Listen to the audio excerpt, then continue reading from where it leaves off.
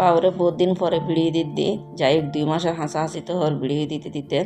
তো যাই হোক আজকে দিনও হ্যালো আসসালামু আলাইকুম ওনারা এখন কেন আছেন নিশ্চয়ই অনেক ভালো আছেন আমি আল্লাহর রহমতে অনেক ভালো আছি তো আজ ওনারা কি দেখাইম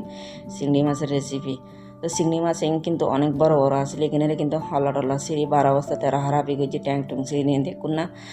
তো কুটে কুটে আতরও 12 অবস্থা 13 হারাবি ইয়ে যাই হোক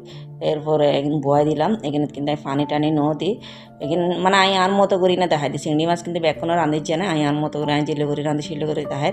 তো এনে কিন্তু ধন্যবাদ দি ফেললি লাস্ট ফিনিশিংত তো দেখতে কিন্তু অনেক সুন্দর লাগে খাইতেও কিন্তু অনেক মজা হইয়ে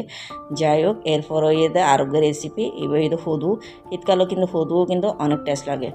এখন সিটিং করলে সদু হ এনে তো লাউ হ যাই হোক ওনারা জেলে মনে করেন আর কি আমি সদু হয়ে পেলি আর কি সিটিংয়ে বাসা সদুই হ তো এবারও লাস্ট ফিনিশিং সদুর রান্না কিন্তু শেষ এরপর হইতে কি